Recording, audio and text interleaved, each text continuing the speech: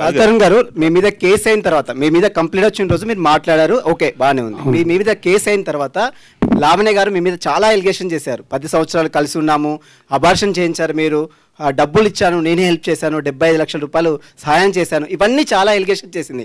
మీరు ఎంటైర్ లావణ్య ఎపిసోడ్లో ఏం చెప్తారు? ఇప్పటివరకు మీడియా ముందుకు రాలేదు. ఎంటైర్ ఎపిసోడ్లో ఏం చెప్తారు? ఓవరాల్ చెప్పండి. నేను ఒకటే చెప్పదలుచుకున్నాను అండి, లీగల్గా ప్రొసీడ్ అవుతున్నాను. నేను లీగల్గా ప్రొసీడ్ అవుతా. నా దగ్గర మొత్తం ప్రూఫ్స్ అన్నీ ఉన్నాయి. మీరే అన్నారు కదా ఎలిగేషన్స్ అని చెప్పి. I don't want to do allegations on anybody. నేను చేయను. నేను లీగల్గానే ప్రొసీడ్ అవుతాను. రాజధరణ్, ఈ అమ్మతో ఉన్నటువంటి ఫొటోస్ కావచ్చు, మీరు కలిసిన జీవితంలో మీరు అబార్షన్ చేసిన రిపోర్ట్స్ కావచ్చు, అన్ని చూపిస్తారు కదా. చేసిన రిపోర్ట్స్ ఎక్కడ ఉన్నాయండి? అబార్షన్ చేసిన రిపోర్ట్స్ ఉంటే ఫస్ట్ వాళ్ళు కేసు పెట్టాలి కదా. కేసే ఫైల్ చేయలేదుగా పోలీసులు. ఉంటే పెడతారు కదా. రాజధరణ్, సారీ ప్లీజ్, దయచేసి టాపిక్ వదిలేండి. నాకు నిజంగా బాధేస్తుంది. ప్లీజ్. ఓకే, నేను ఆల్రెడీ చాలా ధైర్యం తెచ్చుకొని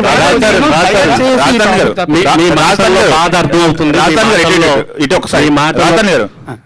ఒకసారి ఇన్ని రోజులు జరుగుతుంది కదా, ఇన్ని రోజులు ఎందుకు హైడ్ అయ్యారు? లేకపోతే ఎందుకు మీరు హైదరాబాద్ లో ఉన్నారా, లేకపోతే ఎక్కడికి వెళ్ళారు? హైదరాబాద్ లోనే ఉన్నా, ఎక్కడికి వెళ్ళలేదు. హైదరాబాద్ లోనే ఉన్నా. ఆబ్వియస్లీ బాధ చేసినోడు బయటికి రావడానికి అదోలా ఉంటుంది. అంటే మీరు నేను చెప్పా కదా, అంటే మీ సెలబ్రిటీ హోదా డ్యామేజ్ అవుతుందని మీకు అనిపించలేదా? ఎందుకు సహనంతో వెయిట్ చేశారు? డ్యామేజ్ అవుతుందన్న భయంతోనే ఇన్నేళ్ళు ఆగానండి. ఓకే, ఆ హోదా డ్యామేజ్ అవుతుందన్న భయంతోనే ఇన్నేళ్ళు ఆగాను. ఓకే, లేకపోతే ఎప్పుడు బయటకు వచ్చేవాడిని కదా. రాజధరణ్ ఇక్కడ అండి. బాగుంది బ్రో, వినడానికి చాలా బాగుంది. Thank you very much. ఇక్కడ కాదు, స్టేషన్ మీద నేను ఒక్కడే దొరికి కాదు.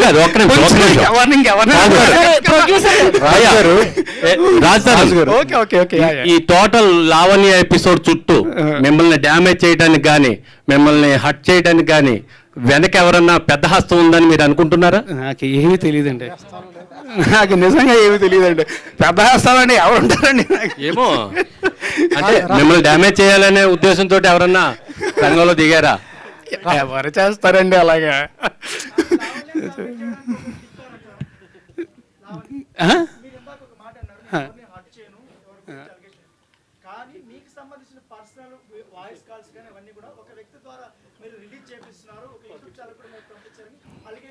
ఏమండి అలా నేను ఒకటి చెప్తా. ఇక్కడ దీనికి మీకు ఒకటి చెప్తాను నేను. ఇప్పుడు అలాగే నా వేరే ఫోన్ కాల్స్, నా వేరే వీడియోస్, నా వేరే వాట్సాప్ చాట్లు ఇవన్నీ బయటకు వచ్చి నేను రిలీజ్ చేసుకున్నాను. అవన్నీ తనకు సంబంధించి ఏంటి? అదే అండి, ఆవిడ క్లియర్గా చెప్పింది కదా, వచ్చి రాస్తారని ఫోన్ నా దగ్గర ఉంది, యాక్సెస్ నా దగ్గర ఉందని చెప్పి. నేను ఎందుకు చేస్తా? అలా చెయ్యాలంటే నా దగ్గర ఇంకా చాలా ఉన్నాయండి, చాలా ఉన్నాయి నా దగ్గర. అవన్నీ పోలీసులకి ఇస్తారా మీరు? నేను లీగల్గానే ప్రొసీడ్ అవుతాను. పోలీసులకు మాత్రం, పోలీసులకు కూడా కాదు, కోర్టుకి ఇస్తాను, నా లాయర్కి ఇస్తాను, లాయర్ కోర్టులో సబ్మిట్ చేస్తారు. అవునండి, మీరే అంటున్నారు కదా మళ్ళీ అలిగేషన్స్ అని చెప్పి. నేనేం చేయించాను? ఏమండి, ఆయన నాకు సపోర్ట్గా వచ్చారు అండ్ ఆయన ప్రూఫ్స్తో వచ్చారు.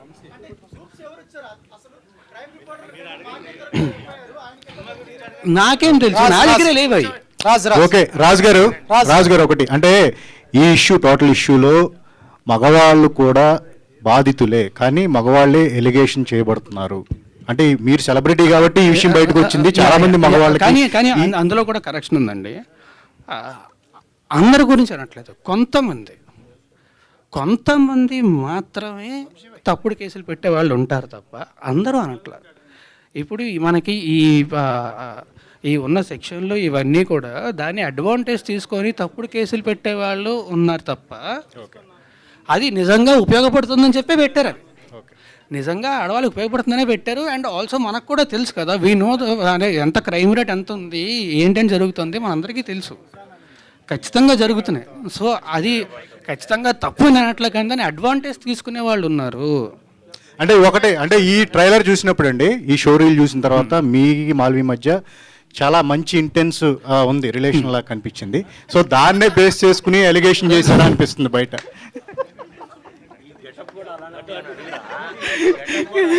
మీరు ఆగస్ట్ 2 థియేటర్కి వెళ్ళి సినిమా చూడండి. సినిమా చూస్తే మీకు అర్థమవుతుంది.